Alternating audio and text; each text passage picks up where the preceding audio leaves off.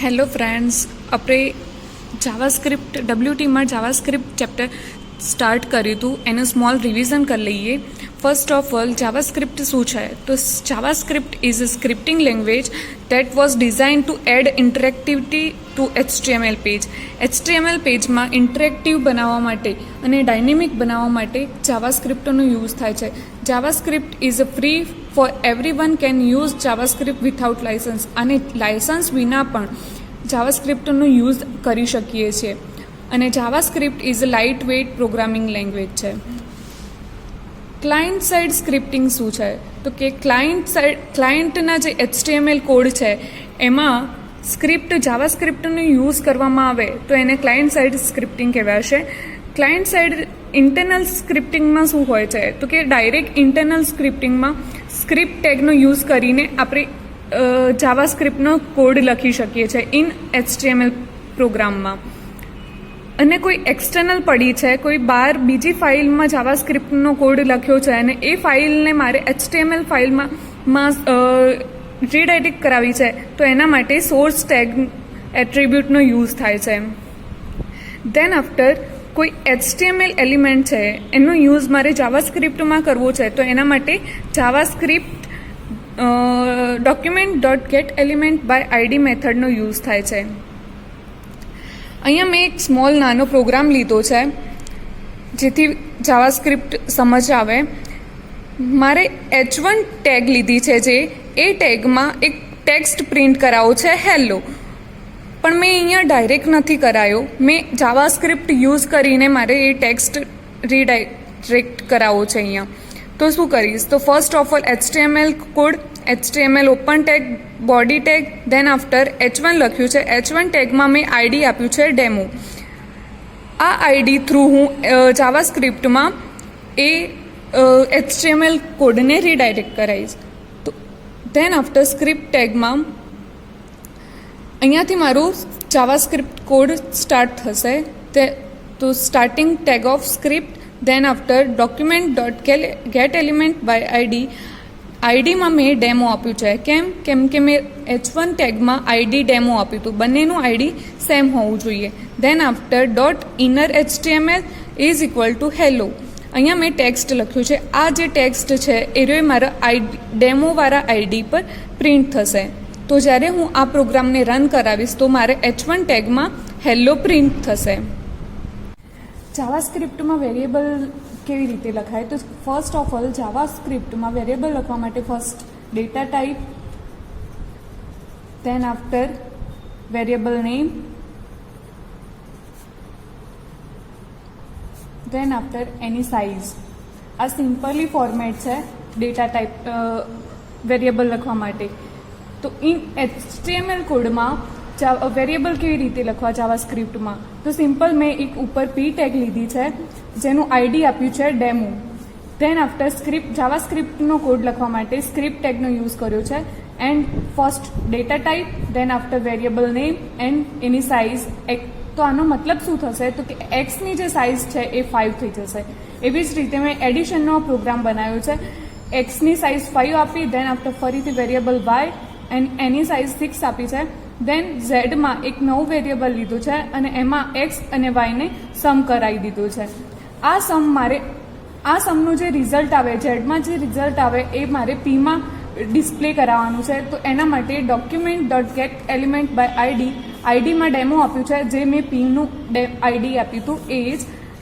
Then after .innerHTML is equal to double કોટમાં the value of Z is double quote complete plus Z. જાવામાં આપણે કોઈ B value print કરાવી હોય તો એના માટે પ્લસનો યુઝ કરતા હતા. એવી જ રીતે આમાં પણ જાવાસ્ક્રિપ્ટ માટે પ્લસનો યુઝ થશે. તો આનું જે આ પ્રોગ્રામ રન કરીશ તો આનું મારે રિઝલ્ટ શું આવશે? તો આનું રિઝલ્ટ આવશે the value of Z is 11. આટલું પ્રિન્ટ થશે. દેન આફ્ટર ઝેડમાં જે પ્લસ ઝેડ કર્યું છે તો ઝેડમાં જે બી વેલ્યુ સ્ટોર હશે એ અહીંયા પ્રિન્ટ થશે. દેન આફ્ટર એવી જ રીતે ફંક્શન છે. ફંક્શન સિમ્પલી જાવાસ્ક્રિપ્ટમાં ફંક્શન કેવી રીતે એડ કરાય, તો એની સિન્ટેક્સ છે function, then function name, then parameter name, અને સ્ટાર્ટિંગ બ્રેકેટ, ક્લોઝ બ્રેકેટ, એની અંદર કોઈ બી ફંક્શનનો કોડ. એનું એક એક્ઝામ્પલ લીધું છે કે મલ્ટિપ્લિકેશન ઓફ 2 વેરિયેબલ, 2 વેરિયેબલના મલ્ટિપ્લિકેશન કરાવવાનું છે યુઝિંગ ફંક્શન. તો ફર્સ્ટ એનું જે રિઝલ્ટ મળે એ મારે પીમાં ડિસ્પ્લે કરાવવાનું છે. તો એના માટે ઉપર HTML કોડમાં પી ટેગમાં આઈડી આપી દીધું છે demo. Then after JavaScript code start થશે તો સ્ક્રિપ્ટમાં ફંક્શન બનાવ્યું છે, એક function, then function name, then parameter. Function name આપ્યું છે એફ નેમ, દેન પેરામીટરમાં આપ્યા છે P1 and P2, then return P1 into P2. બંનેનું જે અહીંયાથી જે પેરામીટર કોલ થશે એ બંનેનું મલ્ટિપ્લિકેશન થઈને એનો આન્સર આવશે. અને સિમ્પલ લખી દીધું છે. ફંક્શનની બહાર આવીને લખ્યું છે કે document dot get element by ID demo. Demo આપ્યું છે કેમ કે અહીંયા પી ટેગમાં આઈડી ડેમો આપ્યું છે. Then dot inner HTML is equal to F name, અહીંયા કોલ કરાવ્યું મેં. જે ફંક્શનનું નામ હતું એ ફંક્શનનું નામ, દેન એની જે વેલ્યુ આપવી હતી P1ની વેલ્યુ મેં આપી છે 4 અને P2ની વેલ્યુ આપી છે 3. Then after script tag complete. તો આનો આન્સર જે આવશે એ મારો આ ફર્સ્ટ ઓફ ઓલ આ પાર્ટ રન થશે. તો આ પાર્ટ રન થશે તો first F name function call કરાવશે. ફંક્શન કોલ કરાવશે તો અહીંયા P1ની વેલ્યુ જશે 4 એન્ડ P2ની વેલ્યુ જશે 3. દેન આફ્ટર ફંક્શન રન થશે અને અહીંયા બંનેનું મલ્ટિપ્લિકેશન થશે અને આન્સર આવશે 12. એરિયો અહીંયા રન કરાવતી વખતે ડિસ્પ્લે થશે. છે કન્ડિશન. તો કન્ડિશનમાં 4 પ્રકારની કન્ડિશન છે: if, else, else if, then switch. First if લઈએ તો ઇફમાં માટે એક મેં એ સિમ્પલ એક્ઝામ્પલ લીધું છે કે સપોઝ કોઈ ટાઈમ છે તો એ 20 લેસ દેન હશે તો ગુડ ડેનો મેસેજ આવવો જોઈએ, અધરવાઇઝ ગુડ ઇવનિંગનો મેસેજ આવવો જોઈએ. તો સિમ્પલ મેં ફર્સ્ટ ઓફ ઓલ બટન એક લીધું છે. બટનની ક્લિક ઇવેન્ટમાં ABC ફંક્શન કોલ કરાયું અને એના પછી એક પી ટેગ લીધી છે જેનું આઈડી આપી દીધું છે ડેમો. દેન આફ્ટર જાવાસ્ક્રિપ્ટનો કોડ સ્ટાર્ટ થશે તો ફંક્શન ABC કોલ રન થશે. એની અંદર મેં એક ટાઈમ કરીને એક વેરિયેબલ લીધો છે. આ ટાઈમનું વેરિયેબલમાં new date dot get hour, ડેટની જે મેથડ છે એ ડાયરેક્ટ મેં કોલ કરાઈ છે. દેન આફ્ટર એક બીજો વેરિયેબલ લીધો છે એ. Then after if, then time.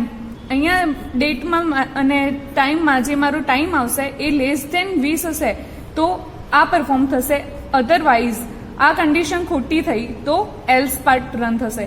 Suppose આ કન્ડિશન ટ્રુ છે તો ગુડ ડેનો મેસેજ આવશે, અધરવાઇઝ ગુડ ઇવનિંગનો. Then after if condition complete થયા પછી document dot get element by આઈડીમાં ડેમો આઈડી આપ્યું છે ડેમો, જે અહીંયા મેં પીનું આપ્યું હતું. દેન આફ્ટર ડોટ ઇનર HTMLમાં એ પ્રિન્ટ કરાયું છે અને એ રન થશે તો એમાં સપોઝ આ ટ્રુ હશે કન્ડિશન તો એમાં ગુડ ડે હશે, અધરવાઇઝ આ કન્ડિશન ફોલ્સ થશે તો એલ્સ પાર્ટમાં જે એનું રિઝલ્ટ છે એ પ્રિન્ટ થશે.